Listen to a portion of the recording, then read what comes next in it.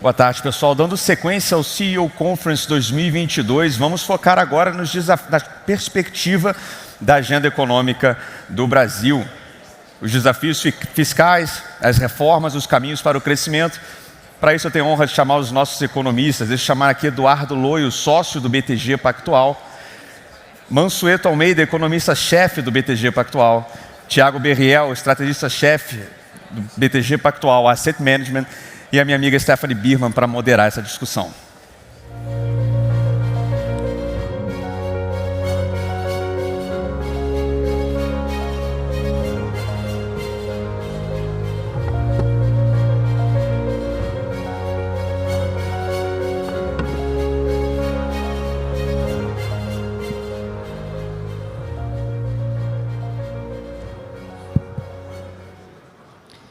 Boa tarde a todos, obrigada pela presença. Bom, vamos começar aqui falando um pouquinho sobre crescimento econômico, né? Se a gente olhar nos últimos meses, a gente observou uma série de revisões para baixo. No entanto, há alguns elementos que podem eventualmente dar um impulso para o crescimento nesse ano.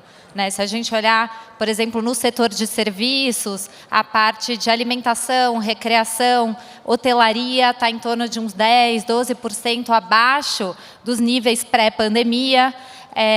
A parte de educação e saúde está em torno de 3% abaixo do nível pré-pandemia, o que, com a pandemia sendo controlada, deveria voltar, vamos dizer assim, para esse nível pré-crise. Se a gente olhar na parte da indústria, o setor automobilístico, com os estoques muito baixos, à medida também que a cadeia de produção for sendo normalizada, a gente pode também ter uma volta, algum impulso vindo desse setor. E, além disso, a gente pode ver também que os estados e municípios estão com arrecadação recorde, poderiam dar esse impulso, vamos dizer assim, final para o crescimento nesse ano.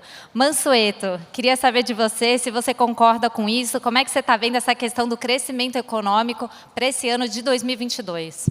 Então, boa tarde a todos. O nosso cenário base é de um crescimento próximo de zero, mas a gente está tendo tanta surpresa que é difícil, qualquer número aí entre menos 0,5% a 1% de crescimento é possível. Quais são as surpresas que podem ocorrer? Por exemplo, investimento público.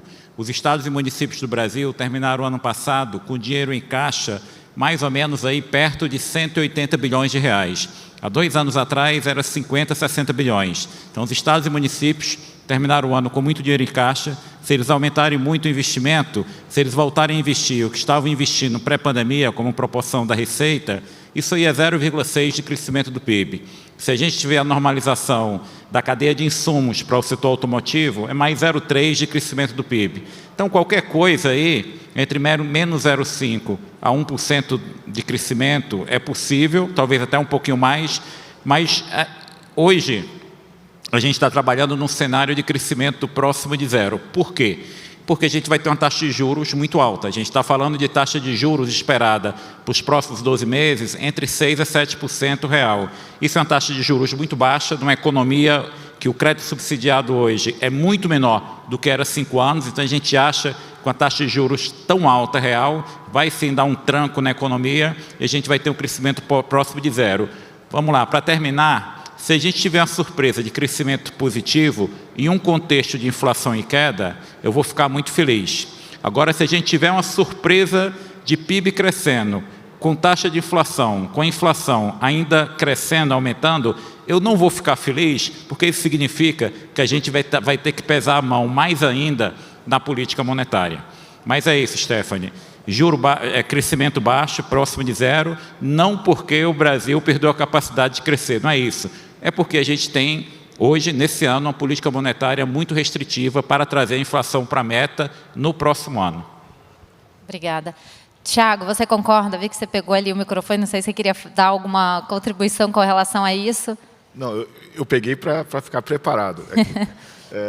Não, mas eu concordo com o Mansueto. Eu acho que a gente tem algumas fontes de surpresa positiva. Eu acho que é fiscal, subnacional, alguma demanda reprimida ainda de serviços da pandemia. A gente teve algumas surpresas positivas nesse início do ano, que podem ter um impacto de carry, de carrego ao longo do ano.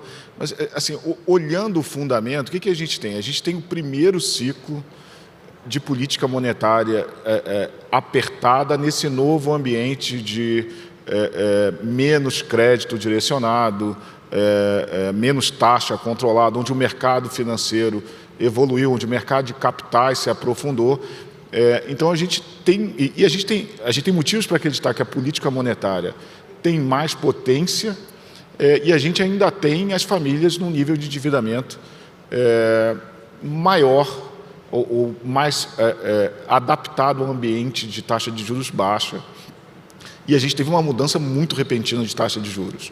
Então, se a gente olhar os setores mais sensíveis a juros e até o consumo das famílias que vão estar mais endividados e viram esse ajuste muito rápido de taxa de juros, a gente deveria imaginar que política monetária fosse ter efeito nesse ano e no próximo. Então, a gente pode ter surpresas pontuais, como você mencionou, tanto no fiscal quanto nessa demanda reprimida ou em setores que tiveram produção reprimida por falta de peças. Mas o diagnóstico é que a gente tem um bom motivo para acreditar numa desaceleração de verdade. Vocês trouxeram um ponto da taxa de juros elevada, né? Aí, Loio, a pergunta que fica é o seguinte, né? Se a gente olhar, de fato, a taxa de juros subiu bastante, no entanto, a inflação também, né? E aí, se a gente olhar a inflação de serviços, 3 meses sazonalizada, anualizada, rodando acima de 10%, o segundo maior valor aí desde 2013, o Banco Central sinalizou que deve reduzir o ritmo de aumento da taxa de juros nas próximas reuniões. E aí a pergunta que fica será que o Banco Central vai conseguir terminar, de fato, esse ciclo de aperto monetário nos próximos meses, num contexto ainda de inflação alta, com expectativas ainda acima da meta? Se a gente olhar 2024, a expectativa está em 3,09%, acima da meta de 3%. Para 2023 está em 3,5%, a meta é 3,25%. Como é que você vê esse processo de eventual fim do ciclo nesse contexto? Bom, Stephanie, é isso que o Banco Central precisa fazer. Não é? O método de trabalho, eu estava até conversando a respeito disso com o Tiago mais cedo hoje. Não existe, não é isso, o Banco Central que vai subindo juros, subindo juros, subindo juros, subindo juros, até ele enxergar o resultado da elevação de juros já nos dados. Não é com essa velocidade que a inflação ou a própria atividade econômica respondem ao movimento de política monetária. Então, o Banco Central precisa fazer aquilo que é a sua missão sempre, que é olhar para frente, projetar com base nos seus melhores métodos, nas suas melhores técnicas, não é? O que a trajetória de inflação vai ser para frente com base na postura monetária que ele já adotou e nos convencer a todos nós de que ele está correto nessa projeção e que, portanto, a um determinado patamar para a taxa de juros, o trabalho dele está feito, a menos, evidentemente, de novas surpresas ou de que, vamos dizer, esses métodos de projeção mais tarde se revelem equivocados, o que é sempre possível, não é? Mas não dá para ficar exigindo do Banco Central que ele só desacelere ou só encerre um ciclo de alta de juros no momento em que ele já comece a colher os resultados do aperto monetário. Principalmente não é assim que se faz quando você está lidando com pressões inflacionárias que resultam de um choque ou de uma coleção de choques importantes que aconteceram ao mesmo tempo e que, vamos assim, tomam algum tempo a serem digeridos, não é isso?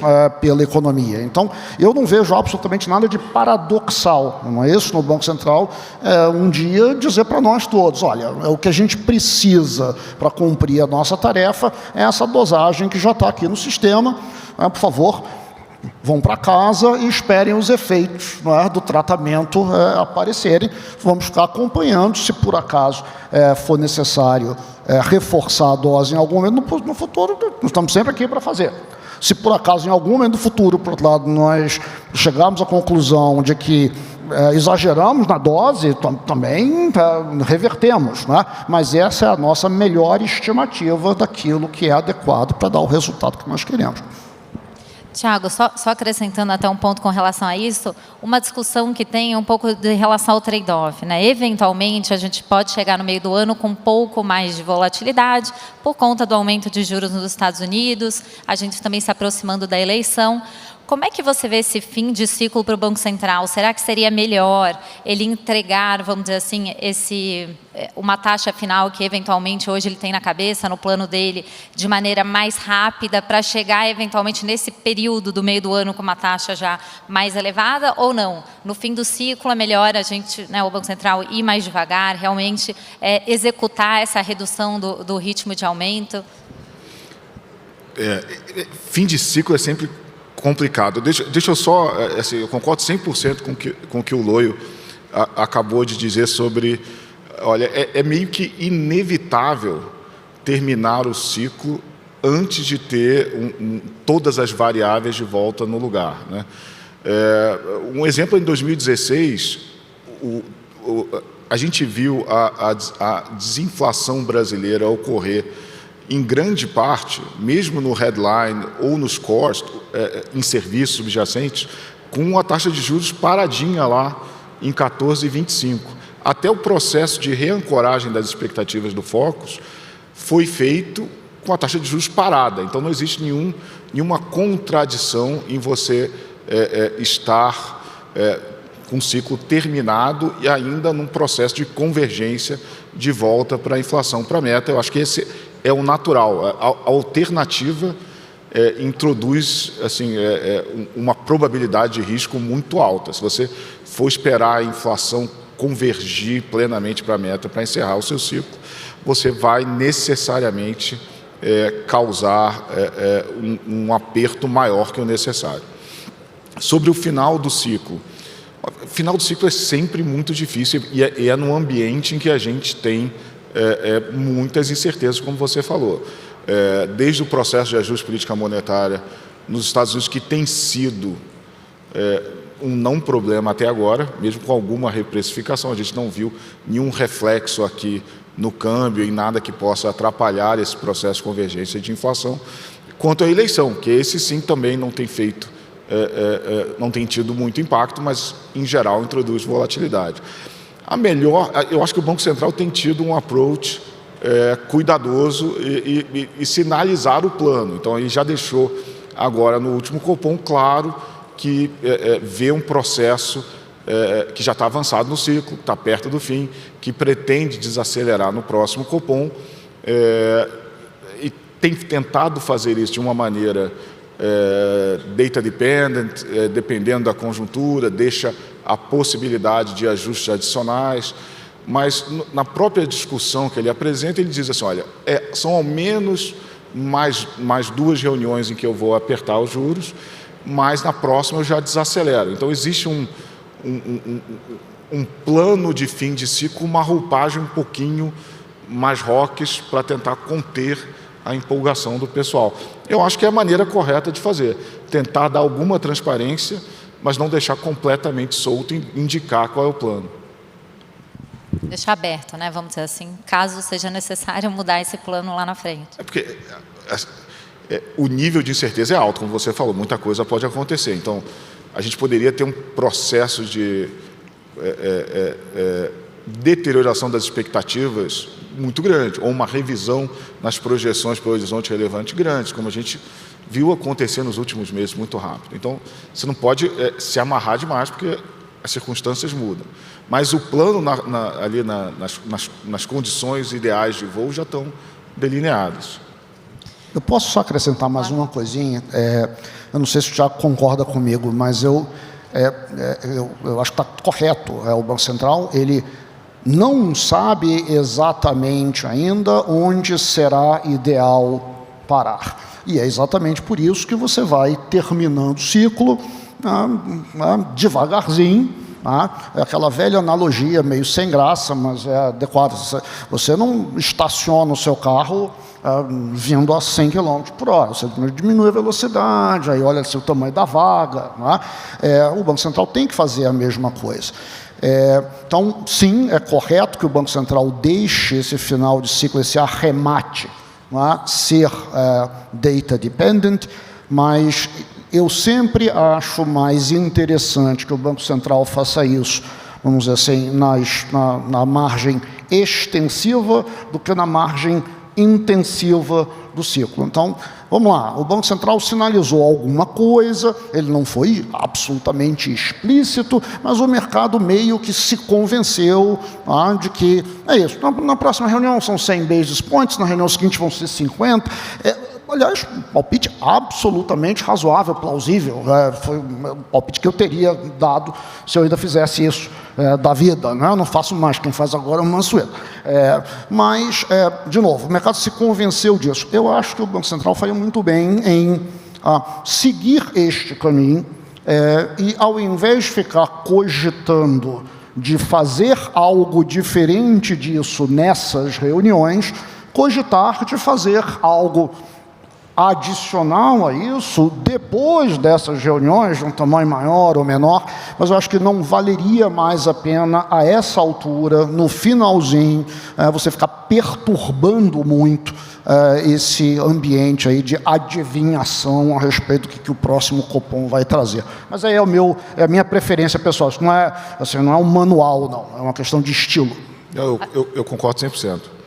E eu acho que mesmo com um plano de parar depois dessas próximas 2 reuniões, deixar aberta a possibilidade de um ajuste adicional para cima depois, é uma maneira de perseverar na linguagem deles e conter uma eventual empolgação de uma redução mais rápida ou início de um ciclo de queda. Eu acho que isso eles vão tentar tirar do horizonte, até porque é aí que essa convergência vai se dar da inflação, das expectativas. Ou seja, vocês foram bem claros, nesse trade-off, ou nessa discussão entre um pouco mais rápido agora ou ir um pouco mais devagar, parece que a preferência seria ir um pouco mais devagar mesmo, à medida que também essas incertezas vão se dirimindo aí ao longo do tempo. Perfeito. Até porque 100 não dá para caracterizar como muito devagar, né? É uma desaceleração de uma alta velocidade pouco usual de 150. Sim.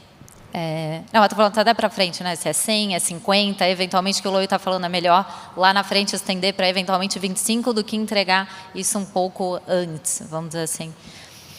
Perfeito. Pensando um pouco, né, Mansueto, nessa questão até do nosso tema do nosso painel, a questão fiscal, você coloca muito bem que no ano de 2021 a gente observou uma melhora das estatísticas públicas, a dívida teve uma queda importante de 89% para 81% do PIB.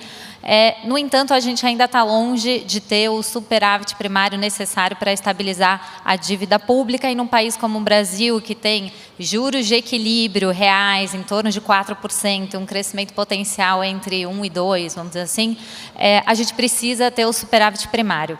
Essa melhora das contas públicas foi um pouco de melhora de gasto, né, de controle de gasto e também de melhora de arrecadação, mas o teto de gastos, olhando para frente, ele seria chave para trazer o Brasil de volta para esse superávit primário necessário. Na sua avaliação, e olhando também o debate recente, que está mais na linha de uma flexibilização do teto de gasto, pensando para frente, como é que a gente vai chegar nesse equilíbrio fiscal com um teto, eventualmente com uma flexibilidade? É possível a gente chegar nesse equilíbrio sem ter um aumento da carga tributária? Bom, vamos lá. Deixa eu tentar responder essa pergunta, que é difícil. Mas, assim, um primeiro ponto, só para a gente ter em mente, para começar o debate. A despesa do governo federal sem juros, em 1999, quando a gente começou o método primário, ela era de 14,3% do PIB. 14,3% do PIB. Ano passado, ela foi 18,3% do PIB. Ou seja, de 1999 até 2021, a despesa sem juros do governo federal cresceu 4 pontos do PIB. A gente terminou o ano passado com superávit primário, porque a gente teve um resultado excepcional de estados e municípios. E esse resultado excepcional de estados e municípios não vai perdurar. O resultado fiscal de estados e municípios vai cair. Por que vai cair? Porque eles não precisam economizar tanto. Estados e municípios não têm meta de primário. Eles têm que economizar para pagar o serviço da dívida. Se todos os estados do Brasil hoje estivessem pagando o serviço da dívida, eles teriam que economizar 0,7% do PIB. Só que no ano passado, eles economizaram 1,2% do PIB. O que significa que eles não precisam economizar tanto e eles vão gastar mais. Só que tem ainda um problema adicional. Dos 26 estados mais Distrito Federal, tem vários deles, 3 estados grandes, mais uns 3 ou 4, que não estão pagando o serviço da dívida. Por exemplo, 3 estados grandes que não estão pagando o serviço da dívida representam 40% do endividamento junto ao Tesouro Nacional, que é Rio Grande do Sul, Minas Gerais e Rio de Janeiro. Esses 3 estados vão pagar o serviço da dívida esse ano? Não. Vão pagar no próximo ano? Também não. Quando a gente coloca na planilha que tem 3 estados grandes que não estão pagando o serviço da dívida, o que os outros estados têm que economizar cai para mais ou menos aí 0,4% do PIB. Os estados geraram no ano passado, estados e municípios, um superávit ali de perto de 1,3% do PIB. Eles deveriam estar gerando 0,4%. Então, a economia dos estados vai cair e, possivelmente, se a gente não fizer nenhuma desoneração esse ano, a gente termina esse ano com um déficit primário do setor público, município, estado, governo federal, um déficit primário aí na casa de uns 45, 50 bi. É um déficit primário de 0,5% do PIB. Para a gente respirar um pouco mais tranquilo e ajudar o Banco Central, a gente deveria ter um resultado superavitário, as contas no azul, de mais ou menos 200 bilhões de reais. O que é que eu estou falando? Que a gente vai terminar esse ano com déficit primário, receita menos despesa, sem juros, 50 bilhões, a gente deveria ter um superávit de pelo menos 200 bilhões. Então, sendo muito claro, a gente está falando aqui, eu estou falando aqui, que o próximo governo terá que fazer um ajuste de 250 bilhões de reais.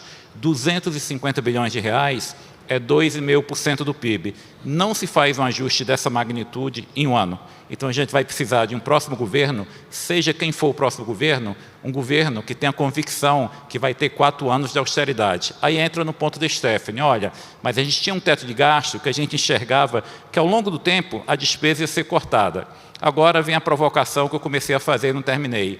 A despesa do governo federal sem juros, em 2009, quando a gente tinha um superávit primário de quase 3% do PIB, era 14% do PIB. Ano passado foi 18,3%, subiu 4,3%. O que explica esse crescimento? 3 contas. 3. INSS, custeio com saúde e educação e programas de assistência social, que inclui LOAS, benefício de prestação continuada e Bolsa Família. Quando a gente coloca esses 3 itens, que são previdência e gasto social, tem um crescimento de 5 pontos do PIB, maior do que o crescimento total da despesa. Então, o que caiu? Investimento público. Investimento público caiu muito, a parte do custeio, que não está ligado a gasto social, caiu muito, e a despesa com o pessoal caiu. Então, fazer um ajuste fiscal cortando a despesa não será fácil. O investimento público esse ano federal, para vocês terem uma ideia, a despesa do governo federal esse ano, sem juros, será de 1,722 bilhões de reais. 1,722 bilhões. Qual será o montante de investimento público federal? 42 bilhões de reais. Dá para cortar mais 10 bilhões? Dá, mas é insignificante em cima de um ajuste de 250 bilhões de reais que terá que ser feito. Isso significa o seguinte, Stephanie, flexibilizar o teto de gasto significa que a gente terá que olhar necessariamente para a arrecadação. E olhar para a arrecadação, a gente tem um caminho que é razoável e tem um caminho muito ruim. Qual é o caminho ruim?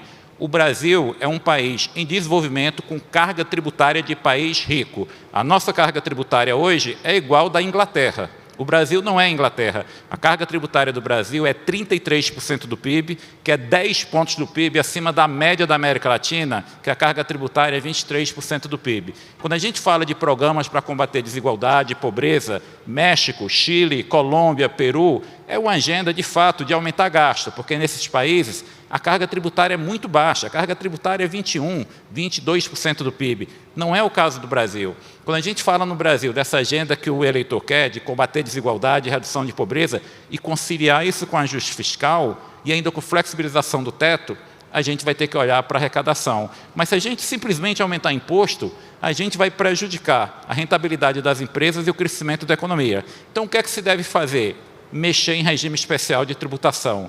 É fácil? É dificílimo. É dificílimo. Mas o Brasil tem vários regimes especiais de tributação, que a conta toda chega a mais ou menos 370 bilhões, e o próximo governo talvez consiga, mexendo em regimes especiais de tributação, arrecadar um pouco mais para ter alguma flexibilização no teto.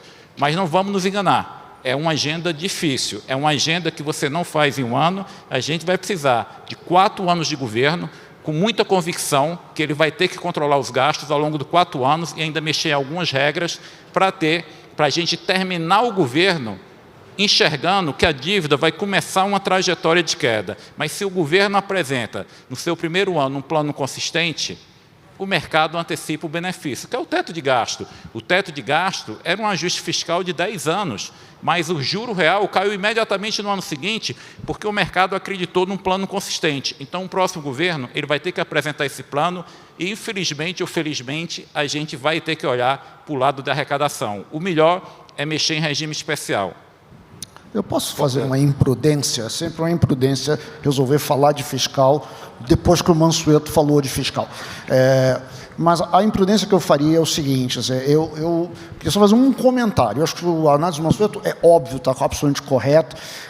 Eu acho que a inevitabilidade de se olhar para a arrecadação, como ele diz, diante das nossas dificuldades de fazer um ajuste fiscal que fosse exclusivamente ou mais importantemente pelo lado da despesa, eu acho que também está aí, não tem muito para onde correr, mas eu continuo lamentando muito que o teto de gastos tenha sido demonizado da forma como foi. É como se ele fosse, como se o dispositivo fosse o culpado por incômodos pelos quais o país estivesse passando ou precisasse vir a passar. Desistir do teto de gastos ou afrouxar o teto de gastos, e aqui eu queria fazer uma distinção. Existe uma diferença entre aperfeiçoar o teto de gastos, até flexibilizar, no sentido de dar flexibilidade para que ele se adapte às circunstâncias especiais de um ano, de outro ano. Tudo isso é uma coisa. Afrouxar ou abandonar é outra coisa. E quando você fala de afrouxar ou abandonar, você está falando de uma coisa muito simples, que é desistir da única coisa que o teto de gastos produzia, ou produziria, pretendia produzir, que é a lenta redução do gasto público como proporção do PIB. Então, se você diz, olha, eu não quero o teto de gastos é uma coisa insuportável, você está dizendo redução da despesa pública como proporção do PIB, mesmo lenta, gradual, aos pouquinhos, e aos pouquinhos, inclusive, porque como o país cresce pouco, como o PIB cresce pouco, então a redução como proporção do PIB ela é lenta. Não é? Isso é insuportável. Então, se o país diz que isso é insuportável, o problema não é o teto de gastos, não é a forma como o país encontrou para se comprometer com isso. É que o país não quer fazer isso. Eu acho que é importante destacar o seguinte: sem alguma regra de teto, o risco da gente ter que aumentar a carga tributária, não vamos nos enganar, é muito grande. É muito grande num país que a carga tributária já é muito alta. Quando a gente vê esse debate lá fora, na Inglaterra, o ministro da Economia da Inglaterra, no ano passado, foi ao parlamento e mostrou um programa de crescimento de gasto público nos próximos 2, 3 anos. Mas também mostrou um programa de crescimento de carga tributária de mais ou menos 3 pontos do PIB nos próximos 4 anos, o que levará a Inglaterra a ter a maior carga tributária desde o início dos anos 70. Inglaterra é país desenvolvido, país rico, consegue ter uma carga tributária maior do que país em desenvolvimento sem atrapalhar o crescimento. Não é o nosso caso. Se a gente for tentar fazer um ajuste fiscal pleno por carga tributária, se preparem que o crescimento será menor e a gente terá muito mais problemas. Posso cometer a imprudência do Loio, só que dobrada, porque eu vou falar depois do Loio. Eu tenho uma visão um pouquinho mais cética com relação à nossa capacidade de fazer um ajuste backloaded fiscal novamente. qual foi e colher os benefícios desse anúncio de ajuste fiscal lá na frente, como a gente colheu com o teto de gastos. Com o teto de gastos, a gente fez um plano. A gente diz assim, olha, em 10 anos vai ser essa trajetória de gastos que a gente vai fazer e a gente vai colher, a gente está prometendo isso de uma maneira mais forte possível, que é colocando na Constituição, e a gente vai ter que cumprir isso. A gente primeiro teve uma pandemia que dificultou ali a entrega desse plano, e depois, na PEC dos precatórios, a gente teve uma discussão que não era tão justificável do ponto de vista de um choque exógeno para acomodar uma flexibilização nesse teto de gastos. Então, assim, por mais que tenha funcionado o teto, o plano de prometer lá na frente um primário em consequência de uma redução dos gastos, eu acho que o mesmo truque não vai funcionar de novo. Então, eu acho, Tiago, é o seguinte, não é prometer por 10, é um plano que promete o ajuste em 4 anos. Já é um pouco melhor. O que eu acho que daqui para frente a gente tem que, reconhecer que, a primeira coisa, que esse nosso teto é flexibilizável, como a gente aprendeu, já não é a mesma âncora que a gente tinha no passado. Acho que esse é o ponto do plano de 4 anos do Mansueto. Segundo, isso implica necessariamente o reconhecimento que a gente precisa fazer alguma coisa mais front-loaded e que, idealmente, deveria ser através da missão difícil de cortar gastos, encarando essas contas que a gente fez a expansão. Não tem muito jeito. E a escolha política vai ser o quanto a gente compromete de crescimento potencial aumentando carga tributária ou quanto a gente encara a organização do Estado. Mas a gente não tem mais o benefício de fazer isso através de uma promessa de longo prazo. A gente tem que reconhecer e tem que ser a prioridade 1 do próximo governo. Acho que... Vai lá. Eu vou continuar com a imprudência, já que a gente se animou, não é isso? Então vamos lá. Afrouxar teto de gasto significa isso, desistir do objetivo ao qual o teto de gasto se propõe. Aí a gente fala de flexibilizações, ou de adaptações, ou de ajustes, e eu acho que todas essas são discussões válidas, nós podemos ter essas discussões. Nós tivemos aqui, há pouco mais de 1 hora atrás, não, o mesmo ministro Ciro Gomes disse, não, eu sou a favor da exclusão dos investimentos, do teto de gastos, porque senão o que a gente acaba fazendo? Como os gastos correntes continuam crescendo, a gente não consegue fazer nada a respeito deles, o único jeito de ajustar para cumprir o teto de gastos é sacrificar os investimentos vão desaparecendo. É uma preocupação absolutamente meritória. Nós não gostaríamos de ver os investimentos desaparecendo, nós gostaríamos de ver um exercício de um controle muito mais firme sobre as despesas correntes. Então, suponhamos que nós, dividíssemos os gastos e soubéssemos classificar de forma adequada o que é investimento do que é gasto corrente, porque, assim, é sempre difícil, não é aquela história, qualquer coisa bacana vira investimento, né? Qualquer coisa que vá dar um resultado futuro, nós estamos fazendo aqui um investimento nas futuras gerações. Tá? Mas mesmo suponha que a gente ultrapassasse todas essas dificuldades. Bom, suponha que a gente tivesse um teto só para gastos correntes. Como é que nós íamos fazer? Bom, aí nós vamos ter que fazer as despesas correntes respeitarem o teto de gastos. Isso não é exatamente, pessoal, uma flexibilização. Isso é um desafio ainda maior do ponto de vista de exigência de reformas, porque essas despesas correntes, elas crescem não por maldade de ninguém, elas crescem porque tem uma série de mecanismos que estão aí embedded, não é isso? Estão aí instalados no sistema que fazem com que elas cresçam, e precisam ser desmontados. Isso não é trivial, não é por outro motivo que com o teto de gastos abrangendo tudo, a gente não consegue fazer isso, e o que a gente faz é a coisa que acaba sendo mais fácil, que é sacrificar os investimentos. Então vamos ter cuidado, né, para não parecer assim, não, a gente exclui o teto de gastos dos investimentos, exclui os investimentos do teto de gastos, aí agora, para fazer investimento, a gente vai ficar à vontade e ficou muito mais fácil.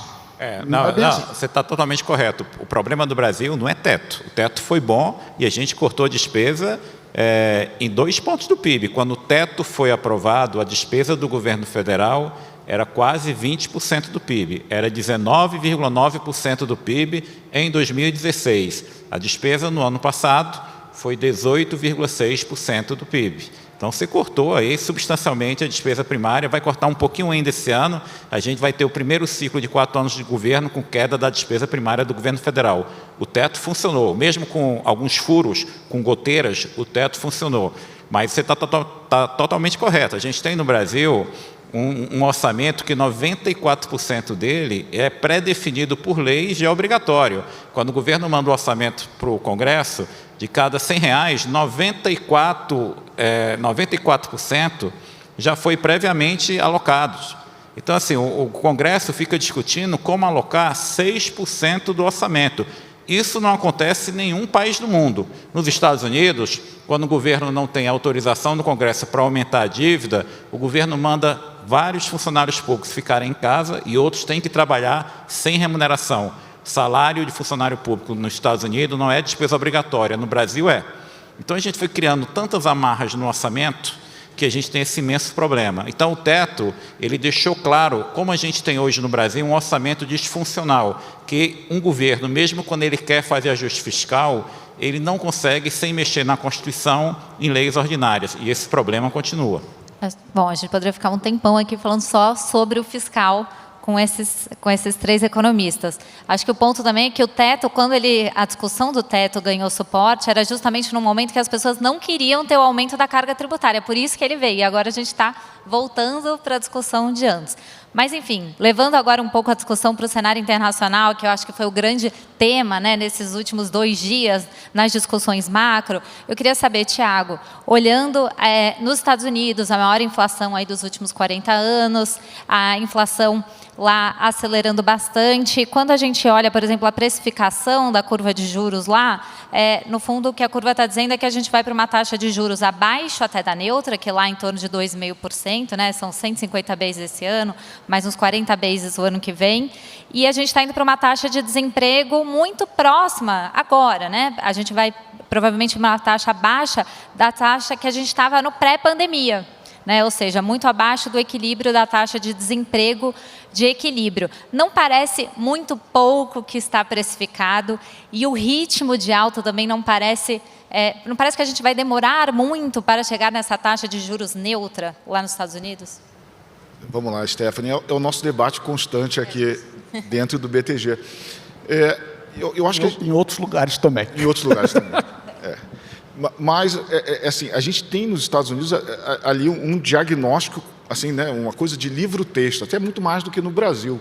A gente tem inflação muito alta, a gente tem um mercado de trabalho aquecido claramente, a gente tem uma espiral ali que parece ser wage inflation, salário subindo muito junto com a atividade. E aí a gente começa a se questionar assim, o que faria essa inflação voltar para a sua trajetória normal, que é a crença né, embutida nos preços de mercado, que fazer um ciclo de 200 bases faria que naturalmente a sua inflação convergisse desses 7 e pouco. E esse 200 é abaixo do que estava antes também, né? Exato.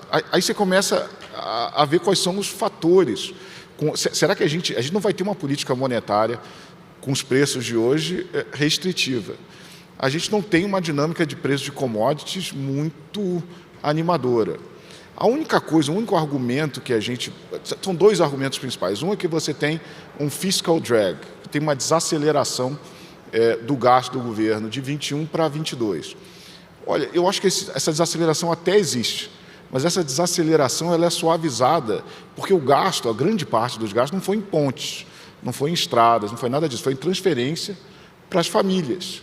E essas famílias pouparam essas transferências gigantescas. Então, quando você olha a dinâmica da poupança das famílias nos Estados Unidos, é uma acumulação muito, muito relevante de recursos da renda. 2 trilhões de excesso de... Não é da riqueza. Então, assim, a gente... o fiscal drag, na verdade, não existe. Ele está sendo suavizado no balanço das famílias, que vai permitir que o consumo cresça além do potencial por bastante tempo. E, além disso, assim, os balanços das famílias são tão bons, e dos bancos também, que você poderia ter tranquilamente uma história de realavancagem da economia das famílias americanas, que seria mais uma força de demanda maior do que a gente tinha, por exemplo, depois da crise financeira de 2008, que era uma história de desalavancagem, pressionando a taxa de juros neutra para baixo. Então, assim, a história é muito diferente do que a gente tinha em 2008. O que algumas pessoas argumentam é que existe uma história de aumento de produtividade ou de demografia que seria ainda uma pressão para baixo nessa taxa de juros. Fair, existem esses componentes, a gente pode discutir, mas o que tem que estar claro é que ali de 2008 a 2019 a gente viu muito mais fatores contribuindo para pressões desinflacionárias, para uma história de taxa de juro neutra mais baixa do que a gente tem no pós-pandemia. Pode até que você tenha sobrado um ou dois fatores, mas agora você tem uns outros muito importantes que estão do outro lado. Então nesse sentido, assim, o que vai fazer esse processo de desinflação? Eu tenho dificuldade de ver qual seria, a não ser que seja a política monetária. Então, a gente vai ter que ter uma contraforça a essa pressão de demanda e de mercado de trabalho aquecido, que vai ter que vir de um ciclo maior. E essa história toda que eu estou tentando construir aqui aponta também que o que a gente vai aprender é que talvez essa taxa de juro neutra não tenha essa taxa de juro real neutra, não tem essa trajetória monotônica, declinante para sempre, para toda a história futura. Talvez a gente comece a se questionar que essa taxa de juros de médio prazo da economia americana não seja zero pelos próximos anos, seja mais do que isso. Então, tem duas correções, eu acho, que ainda que a gente está vivendo, a gente está no meio desse processo, mas não parece ter terminado. Um é o tamanho do ciclo, dois é essa taxa de juro real de médio prazo nesse ambiente mais inflacionário, nesse ambiente onde as famílias têm uma tendência a realavancar mais e como esse mercado de trabalho tão aquecido. Onde a gente aprendeu que os Estados Unidos podem inflacionar. Antes todo mundo acreditava que isso era impossível. Tinha uma força da natureza ali, você podia fazer qualquer fiscal, qualquer política monetária que a inflação nunca vinha. Pelo menos o risco inflacionário já aumentou. É isso, para não tomar tempo demais. Não, acho que só para deixar claro também, né, se o mercado precifica que a taxa vai para 2, a gente fala que o nível neutro nominal é em torno de 2,5 e ele vai ter que ir para o contracionista, no fundo a gente está falando que a taxa, né, vai ter que abrir 100 bases ou mais do que isso em relação ao que hoje está precificado. Mas é difícil pensar numa nominal neutra. Com a inflação tão alta, 2,5, ela está abaixo, a neutra é em termos reais. Então, assim, mesmo se der tudo certo, se a gente tiver toda a desinflação, a neutra de 2,5, a neutra nominal, ela só é neutra se a inflação estiver em 2. Então, a gente está bem longe disso ainda. É que na cabeça, só um ponto, é que na cabeça do Fed, no fundo, o que ele vê é 0,5% de juro real de equilíbrio e 2% de inflação, que a inflação está em 7,5%. Fala, Oi. Não, eu acho que é exatamente isso que o Thiago escreveu, e o que eu acho curioso é que há poucos meses atrás você conversava com as pessoas no mercado e havia quem vamos dizer, ainda tivesse a expectativa, a esperança que a inflação ia ser transitória, que era um choque passageiro. Não, isso aí é um problema aí, sei lá, as cadeias produtivas, isso nosso vai desengargalar em breve, aí tudo tranquiliza.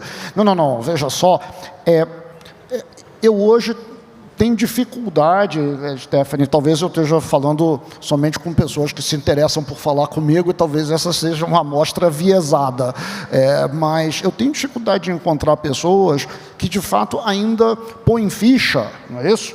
De verdade, na tese de que a gente não tem um problema de pressão inflacionária mais sério, exatamente como esse que o Thiago descreveu, para o qual a dosagem de juros que está precificada no mercado parece completamente inadequada.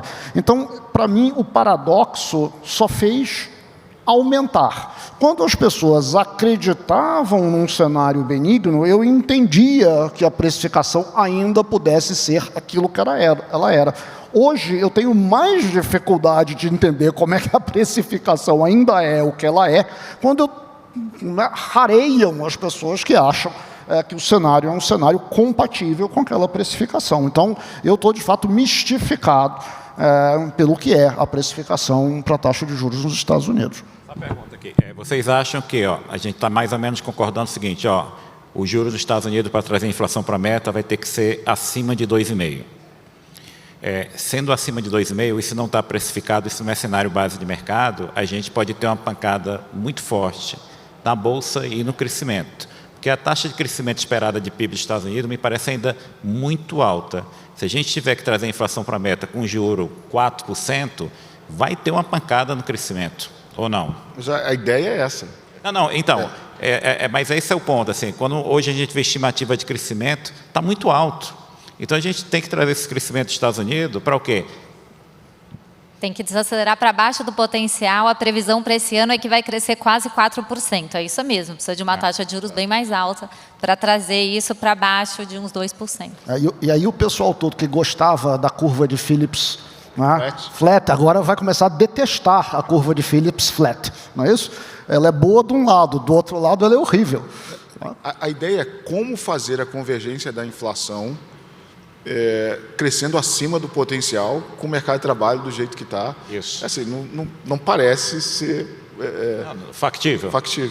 Agora, só pensando, o Mansueto tocou num ponto muito bom, que é esse cenário, no fundo, ele não está precificado. E quando a gente olha aqui para a nossa taxa de câmbio, é a melhor moeda no ano, está em R$5. O ano passado a gente falava muito, né, de que os fundamentos da nossa moeda eram muito favoráveis, mas de fato demorou um tempo para ela ir para esse patamar aí mais próximo de R$5. Aí eu queria saber, na opinião de vocês, com esse cenário lá fora um pouco mais desafiador, esse patamar, primeiro, ele vai ficar aí, ele vai apreciar mais, o fundamento mais para baixo, ou tem esse cenário externo, no fundo, olhando para frente, ele vai acabar prevalecendo e nas últimas vezes, enfim, que os Estados Unidos precisou ir para uma taxa restritiva, a gente viu que para o mercado emergente acabou não sendo um cenário muito favorável. Para o ímpar. Não, eu sempre cedo a vez a você. Vai dizer praticamente a mesma coisa. Vai. Né? Vamos lá, eu começo assim, olha, o que o câmbio fez desde o começo do ano não era a história que a gente estava contando no final do ano passado. Né? Que história você conta a respeito do câmbio num país como o Brasil, um mercado emergente que está diante de um cenário de aperto da política monetária numa economia central, nos Estados Unidos, está diante de um ano eleitoral, não é isso? E a gente ainda não tinha nem tido a notícia, não é isso, a respeito de problemas geopolíticos mais graves. Você já tinha um cenário, vamos dizer assim, positivo para a commodity, que pelos termos de troca ajuda a moeda brasileira, mas tinha e não conseguia ajudar muito, não é verdade? Que história você conta? Você conta uma história de câmbio pressionado, podia até não depreciar ainda mais do que ele já estava depreciado, porque já estava, inclusive, bastante depreciado, mas era um cenário de câmbio pressionado. E aí, de repente, você viu o real apreciando hoje, até abaixo de 5, nós vimos, eu não sei o que está acontecendo agora nesse minuto, mas então, de fato, é uma grande surpresa que num ano de cenário eleitoral, num ano de aperto monetário nos Estados Unidos, sendo reprecificado, você tenha tido esse tipo de desenvolvimento. Uma parte da explicação é a explicação que o Esteve já deu aqui hoje de manhã, eu acho que é uma explicação muito boa. Tá? De novo, eu, em geral, sou muito cético em relação a essas histórias que contam rotações esquisitas, mas neste caso eu acho que é bastante plausível e condizente com a evidência que a gente enxerga, vamos dizer assim, com a coincidência temporal entre os fenômenos.